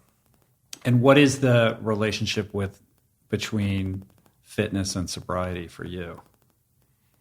For me, I think it's so strong. It's like that really helps me manage my life. Like even when things are at the roughest, I can go for a run and feel better. I think that AA is a wonderful program. I go to AA and I believe in a lot of their spiritual principles, but I don't believe that that's the one size fits all for sobriety. I think there's a lot of different ways, and I think for me, fitness and running are really what helps keep me sober. That's interesting. Yeah, AA got me sober. It keeps me sober. I'm, very active member of that community. And fitness for me is a huge tool that I use to maintain my sobriety. I think the danger for me, and I'm interested in your response to this, is when I start to think that like fitness is my higher power or that fitness is the solution to, my addiction problem, that's a danger zone for me, right? Like it's a tool and it helps me, but it's not the full game for me. Yeah. And I would agree. I don't think it's the full thing. Yeah.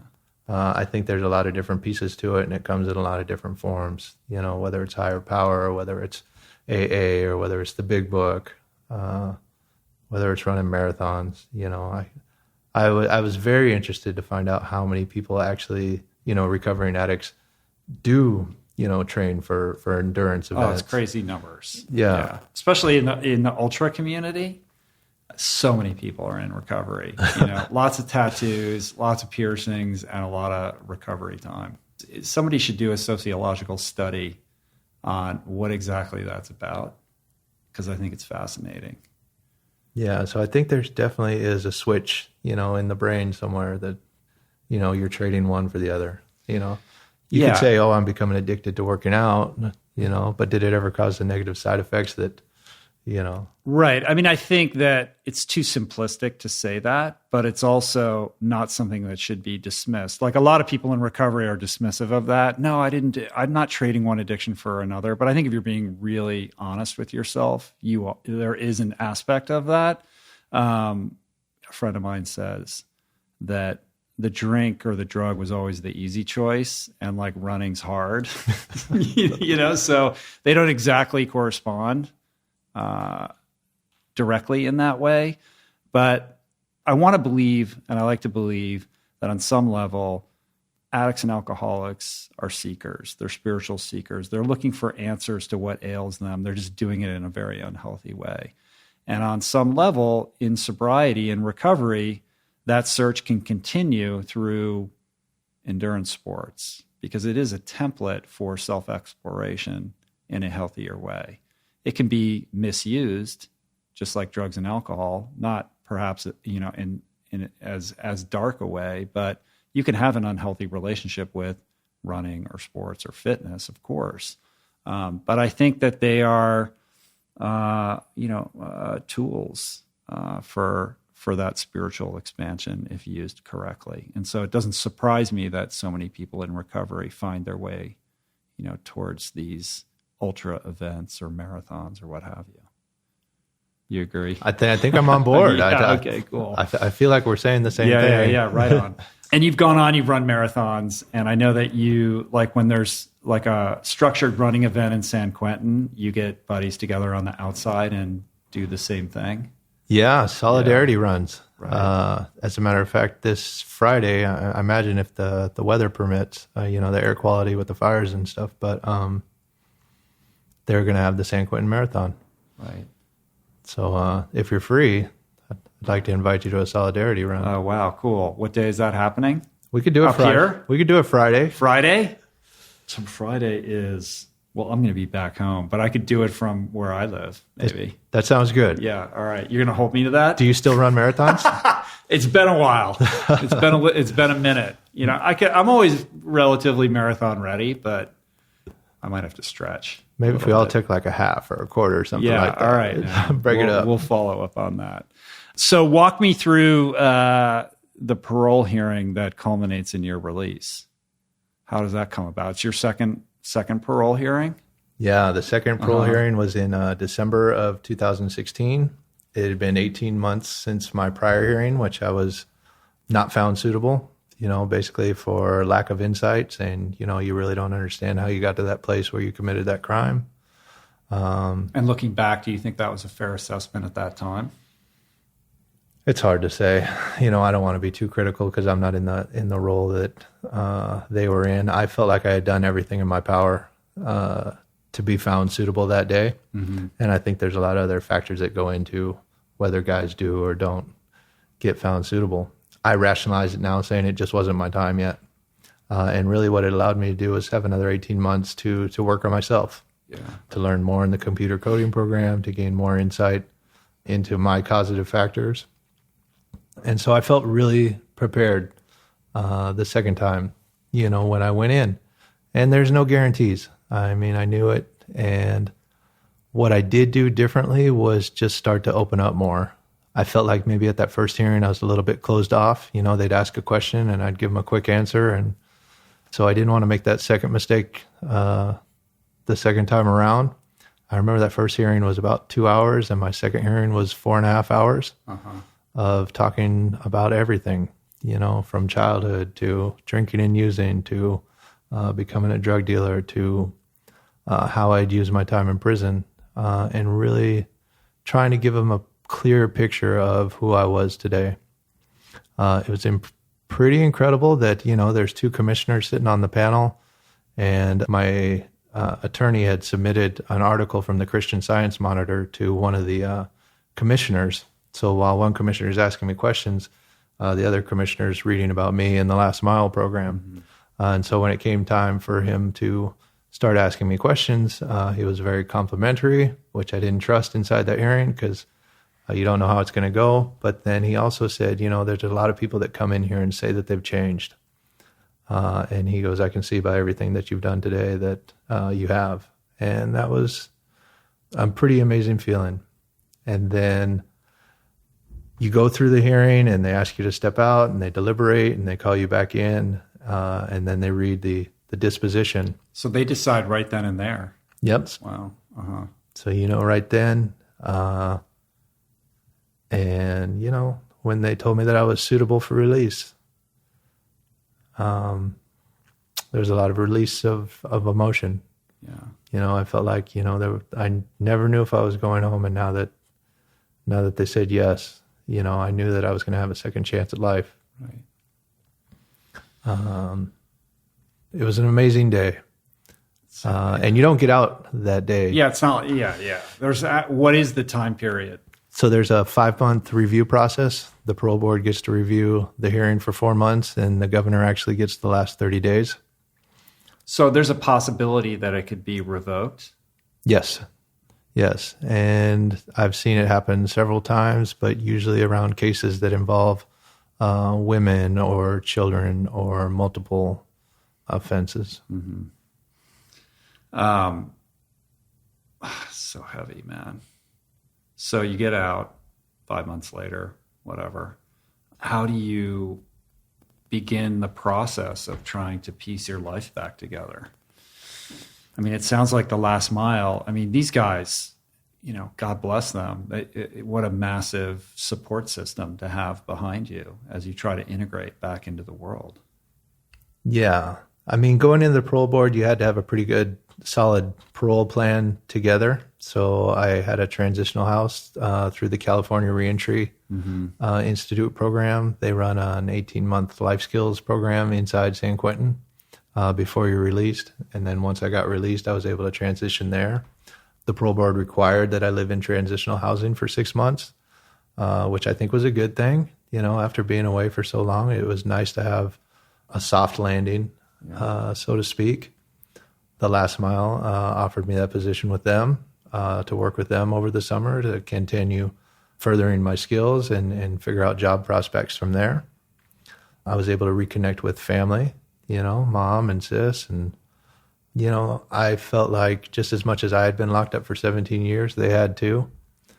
So I feel like, on the day that I got out, they were released from prison too.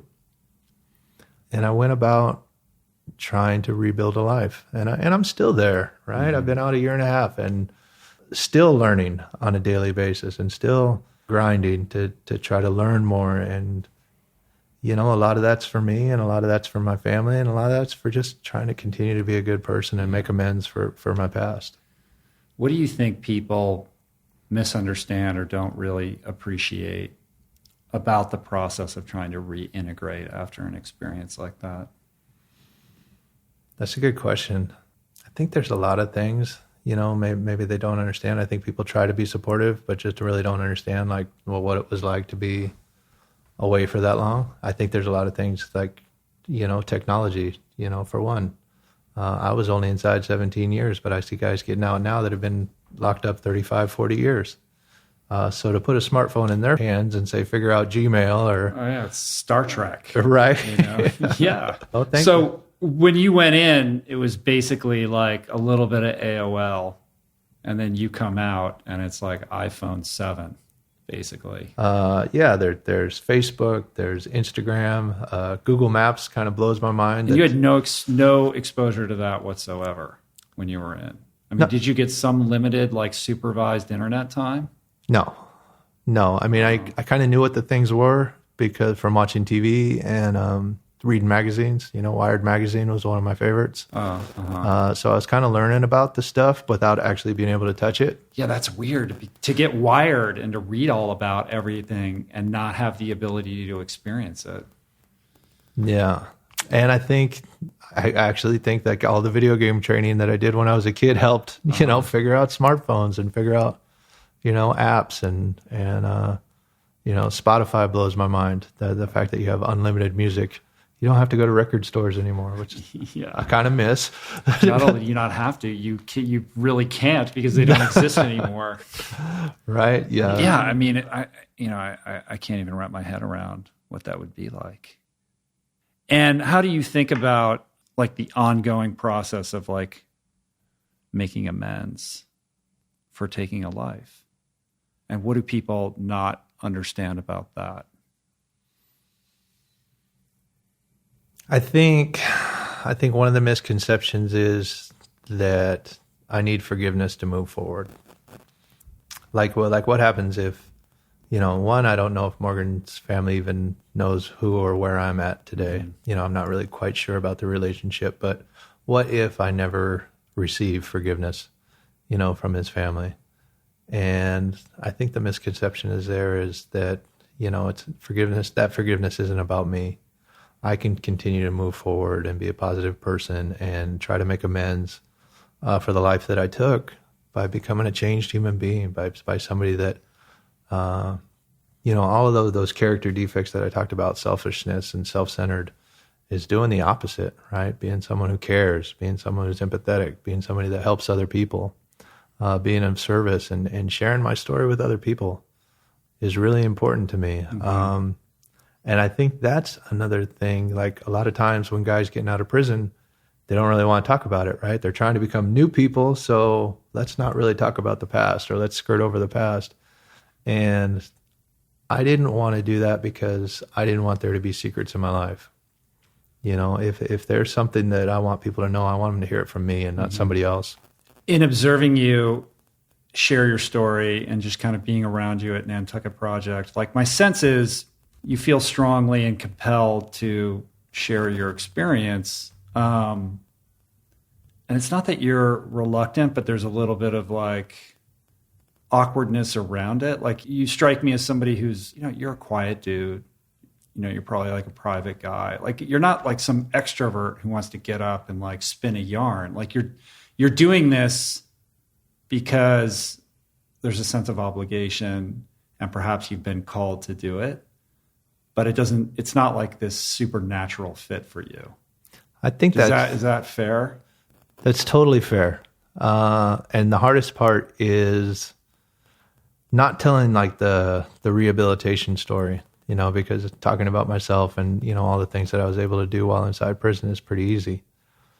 But going back and talking about what led me there, mm-hmm. I think that's the hardest part. And that's the thing that I struggle with too, is like, how much of that story should I tell? I can be really open and honest and graphic about it, but what purpose does that serve? It might, some morbid curiosity for people that want to hear, like, well, what went in town and how did that happen? But I don't think that's the story. I think it's really about somebody that felt lost and insecure and felt betrayed and lied to and did something that was horrible, mm-hmm. And I'm talking about me. I don't feel like I was ever supposed to be on that path, but yet I found myself there. And if it could happen to me, I think it could happen to any one of us, really. I think we all have that power to decide inside of us, like what path we're going to take, and sometimes we make good choices and sometimes we make bad choices. They don't always lead to the taking of a human life, but I think it's in there, right? I don't think people are inherently evil. I think they get distracted by things that happen in their lives, maybe their childhoods, maybe what's going on in their community, and it's important for us to be aware, right? Like never put ourselves on like a higher plane than where we're at. It's important to be aware that good and evil lives within us all, and we all have the power to decide. Yeah, it's very easy and convenient to point your finger at somebody and say, I can't believe that person made that decision. I would never do that. And rather than snap to that kind of judgment, try to have a little bit of empathy and understand what led to that choice, right? Like you haven't walked a mile in that person's shoes or had their life experience. I think we're all, like you said, it's like it's not a a binary thing of good and evil. Like we're a mashup of all of these things, and we're a product of our environments. And if you had had the life experience of that person who made that bad choice, chances are you, very well may have made that same choice. And now to be on the other side of it with what you have learned and this path that you're continuing to blaze. I mean, it's only been a year and a half since you've been out. What is the message that you're trying to convey about the rehabilitated version of yourself and what's possible? Yeah. I think it's important for me to let people know that change is possible, that rehabilitation is possible, even for a murderer. And then I also want to give the guys that are following my footsteps a lot of hope too, right? Because when we started, the last mile, or when we were going through that program, we didn't know that there was going to be jobs waiting for us. Mm-hmm. And now that we're having success stories, we have guys working at the Chan Zuckerberg Foundation. There's an apprenticeship program at Slack. Fandom has now 2 last mile graduates working for them. I've been with them for a little over a year. And another friend of mine, Jason Jones, just started his internship. So I would encourage him to keep working his butt off. And I think it's great that tech communities are starting to embrace this idea of a second chance. Yeah, it had to be precarious to put all of this energy into developing this skill without any assurances whatsoever that you would ever be able to apply it in the context of a job that would, pay you a living wage. I mean, there's Fitness Monkey, you can have your entrepreneurial journey, but is anybody really going to give you a second chance was a question, very much open at the time, right? Definitely. And honestly, my entire incarceration, that was one of my biggest fears, right? I know how hard I can work. I know everything that I can accomplish while I was inside. Will that ever, provide an opportunity when I get home? Yeah. So Fandom gives you this chance. I mean, it was an intense interview process though, wasn't it? Oh my gosh.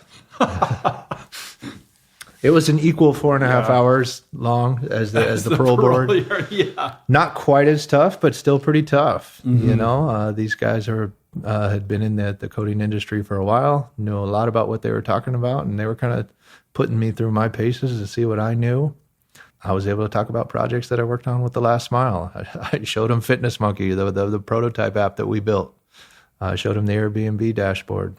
And at the end of the day, they offered me a 90-day internship. And in terms of that interview process, though, how much of that was based on assessing your technical acumen versus like, is this guy going to be safe? Like, are we going to be able to cohabitate with this dude, like in a work environment?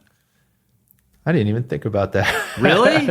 Because it's like, all right, we're going to hire this guy who's been convicted of murder. He got out, but like, okay, he can code. Like, he's got that part handled. But like, are we really going to hire this guy and take this risk? Like, if something were to happen. Yeah. No, that's a huge piece. The finger would like, really? You hired this guy? Like, and look what happened. The liability. Yeah. The exposure is so gigantic that it really is this leap of faith.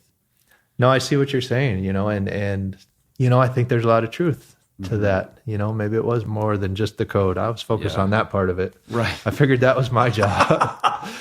But I would imagine you probably convinced them of that in short shrift. It's more of like a character thing. Like if we have them around here for 4.5 hours, eventually we'll be able to see who the real Chris is. Yeah. And so I met with like four members of the team, the product manager, the tech lead, the engineering manager, and got the internship. But 2 weeks into the internship, they asked me to present at the all hands meeting, and there's over 500 employees at Fandom in 8 offices around the world. And they asked me to tell my story.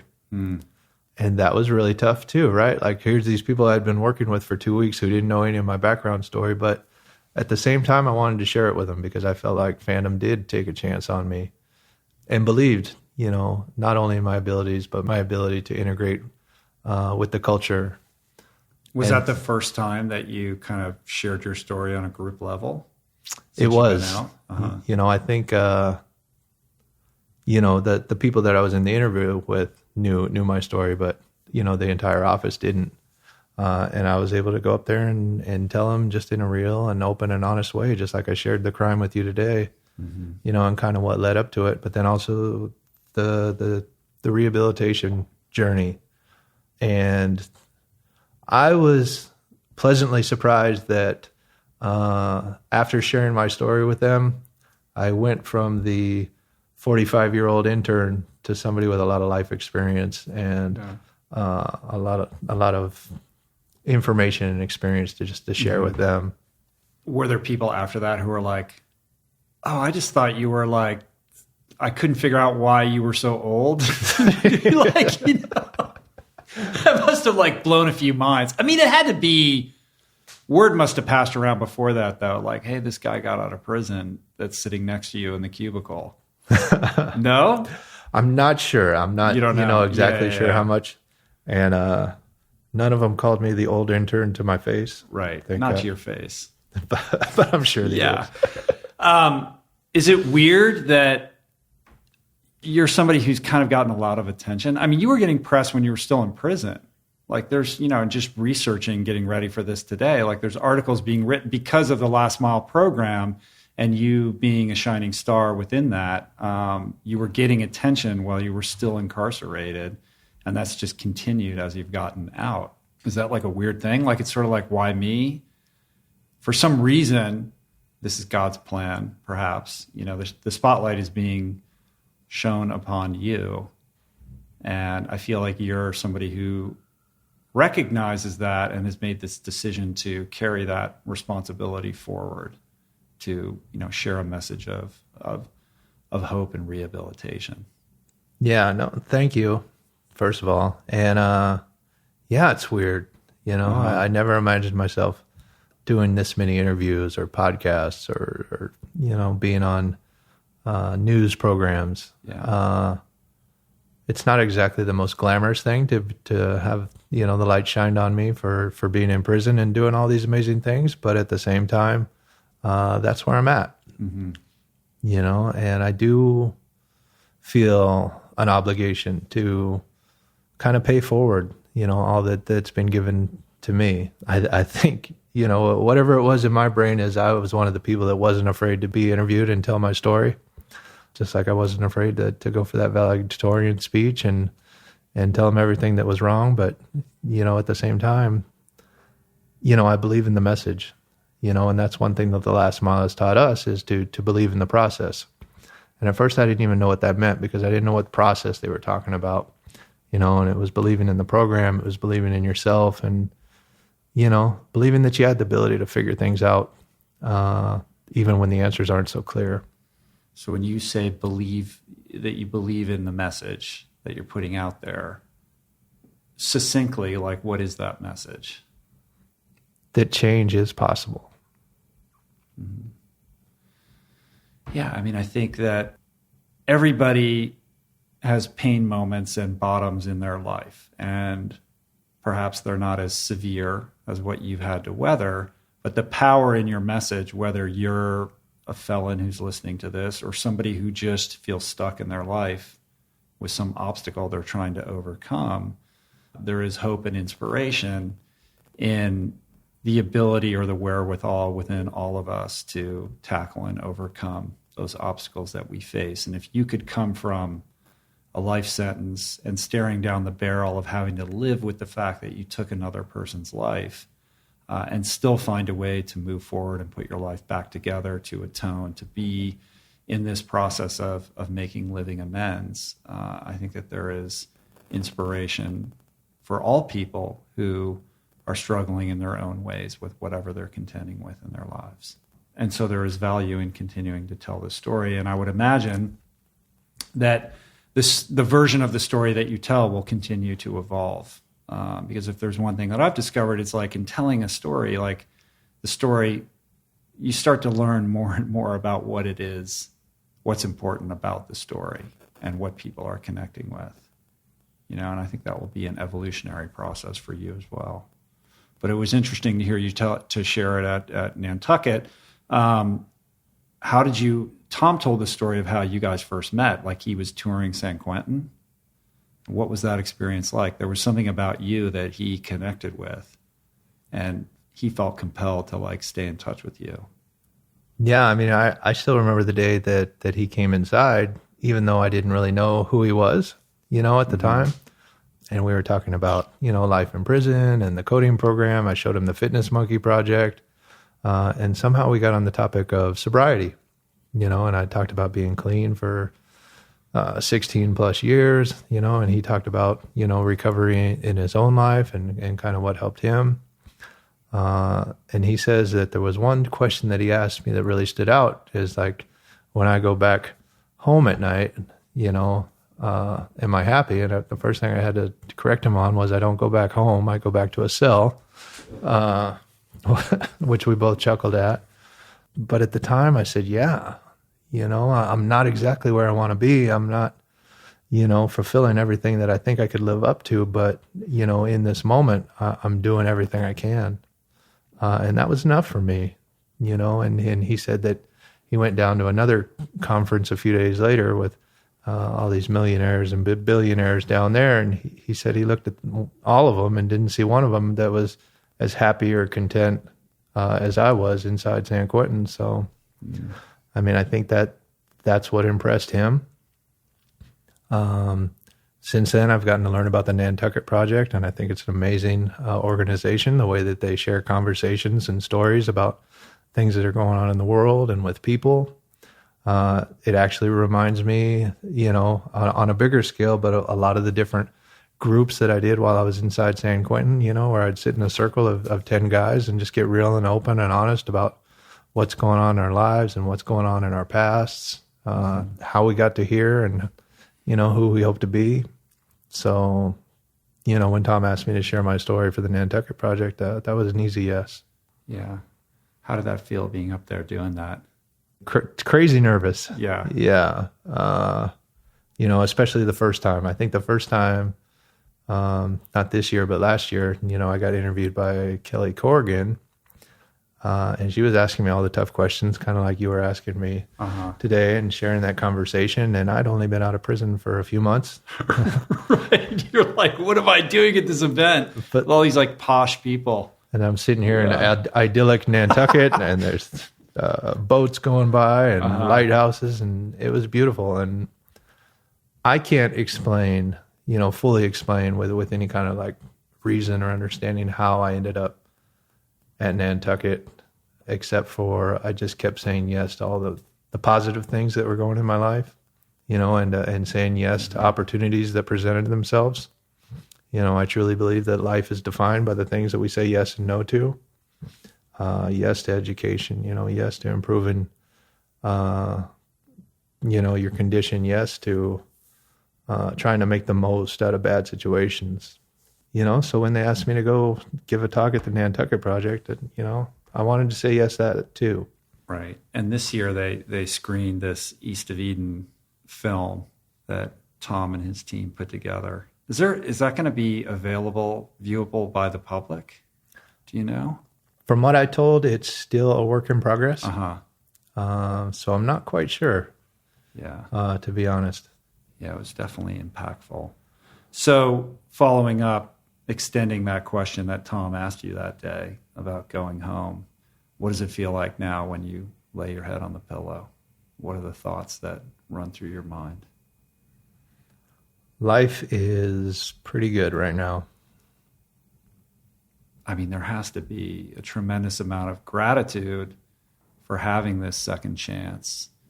But I imagine it's more complicated than that because it's mixed with the confusing emotions around, what led you to that point. Yeah, I mean, I feel like I have a good understanding of what led me to that point. And I've taken accountability and taken ownership of all of it. There's parts of it that I'll never understand, how much pain or how much harm that I caused. But for the pieces that I can, for my side of the street, I feel like I've done my part. And that's really what allows me to move forward and continue to try to grow and progress and build a life, because I feel like in a lot of ways, am grateful for all the opportunities that's been provided, a place to live, working, opportunities to share my story, getting a girlfriend, they're like real life stuff, getting my own apartment. All these things are things that I haven't done in a long time, and I'm having to figure it out. You got a girlfriend now? Sort of. All right. But yeah, I'm not going to publish this for a while, so I don't. You never know by then. Yeah. How does that go? Like dating and having to, be upfront and honest about your past. Oh my gosh, have you heard of these dating app things? I've heard of them. I've been married a long time. Oh my gosh, they're a nightmare. They're such a blessing and a curse because they're supposed to allow you to interact with all these different single people. And I remember I had just gotten in the transitional house, and I downloaded one of these apps. What, like Tinder? It wasn't Tinder, but it's close.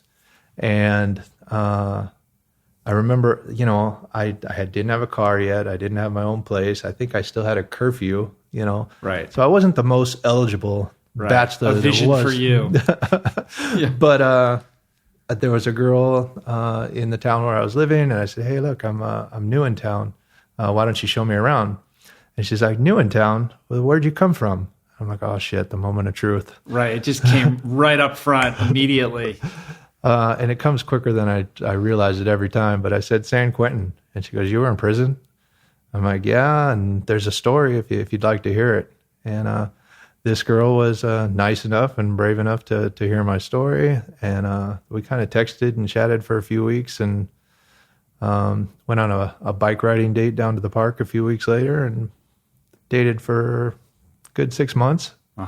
But I found like I said, I don't want there to be like part of my story that I have to hide with people. Yeah. I want to show up on a daily basis and be genuine and authentic. And, that means telling some of the dirty truth too. Sure. Yeah. It's got to be a challenge to navigate that.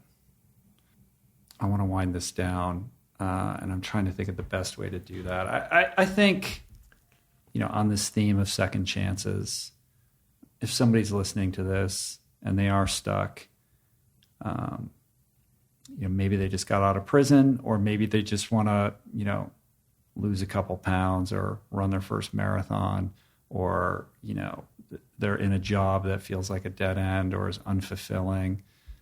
What is the message that you want to leave with that person about the prospect or possibility of making fundamental changes that can alter the trajectory of your life and give these people their version of your second chance? That's a great question. How do you boil it down to anything as possible? It's like when you have nowhere to turn, like you hit your bottom and you make these changes, they're forged out of pain, and they're forged out of, being placed in a cage where your options are very limited, right? And you're compelled to confront yourself in a very real way without very many other options. And in a certain respect, other people may be on a very slow drip version of that. Like it's not so bad that they have to change, right? But they're unhappy. They know they want to change. And it's almost like hitting that bottom is a blessing because you are compelled to change in a certain way, Most people don't reach that. It's like a heavy drinker who's not an alcoholic. You know what I mean? Like that person may drink for the rest of their life and never get to that place of seeing sobriety like in the way that you or I do. Yeah. I mean, I think my bottom is as horrible as it was, and I needed it, to make a change. I look back and wish it didn't take that much pain to make a turnaround. I wish there was a shorter cut for other people who, maybe they want to change or maybe they think they should change, to actually find the grit and determination to do so. I think decisions are made, based largely around that whole pain and pleasure. If one thing feels better than the other, that's most likely the thing that you're going to do.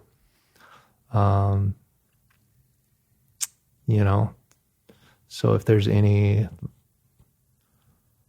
don't know if there's anything to be taken from that, maybe it's, spend more time in that unhappy place, right? Just to get clear on this is really what I don't want. Mm-hmm. And then you can go around and start taking the steps to get to where you do want, because it is possible. I'm a living example that a life sentence can't hold somebody down. And at the same time, I don't think everybody's taking that path. Yeah. It was good talking to you, man. It's very nice talking to you, Rich. How do you feel? You feel all right? I feel okay. I feel like we've been talking for a long time. We have been talking for a long time. I feel like I want to go running. I brought my stuff. You did? All right. I did too. Cool. Thank you, man. My heart goes out to you. I have a lot of empathy, or sympathy, I should say, not empathy, because I can't imagine what it is to walk a mile in your shoes. And so much respect for all the hard work that you put into changing your life. And my hope and my wish for you is that you continue to be a beacon of light for those that suffer, and continue to share your story of hope and transformation and rehabilitation, because it's powerful. And there's a lot of people out there that are suffering. And I think you can be of service in a very fundamental, profound way to a lot of people. So thank you for sharing your story with me today. Thank you. Cool. And if people want to connect with you, if they want to learn more about Fitness Monkey and what you're up to, how do they do that? What's the best place for people to go? Sure. Chris@fandom.com. Mm-hmm. Email you directly. Yeah. Sure you want to do that? You're going to get a lot of emails. Oh, I heard you had a pretty big following. Cool. And are you on any of the social medias? Yes. You are? I'm on Facebook and Instagram at Nuke Schuhmacher. Nuke Schuhmacher. And we should say, because it took me a beat to learn this, there's an extra H in your last name that's easy to overlook. Yeah. Should I spell it? Yeah. SCHUHMACHER. Yeah, it's that UH in the middle there that might trip you up. So make sure you do that correctly. Cool, man. All right. Thank you. Cool. Good talking to you. Peace. How are you feeling right now? How did that one land for you? It's pretty intense. I get it, but I really appreciate you listening all the way to the end. I'm sure Chris does as well. And I think that was an important conversation to have, and I hope you agree. Do me a favor, let Chris know what you thought about our exchange. You can find him at Nuke Schuhmacher on Instagram and Twitter, Nuke, Schuhmacher with 3 H's, SCHUHMACHER, and Chris Schuhmacher on Facebook. If you'd like to support our work here on the podcast, there's a couple simple ways to do just that. Just tell your friends about the show or your favorite episode. Take a screen grab of it, share it on your favorite social media platform, tag me. Subscribe to the show on Apple Podcasts, on Spotify, on YouTube, wherever you enjoy this content. Leave a review on any of those platforms. That's helpful. And you can support the show on Patreon at richroll.com/donate. I want to thank everybody who helped put on the program today. Jason Camiolo for audio engineering, production, show notes, helping me with the scripts on the intros, the interstitial music, and also additional music today by my pal Moby. Blake Curtis and Margot Lubin for videoing the show in general, not today, but in general. Jessica Miranda for graphics, DK, David Kahn for advertiser relationships, and theme music, as always, by Analemma. Appreciate the love, you guys. I'll see you back here in a couple days with a great conversation with Brian Koppelman. Very much looking forward to sharing this one with you. Brian is a former music business executive and record producer turned writer, filmmaker. You may know him from Rounders or as the co-creator of the show Billions on Showtime. And we had a great exchange. It's a good one. So until then, be kind, be compassionate, be empathetic, be cool. Peace. Plants. Namaste.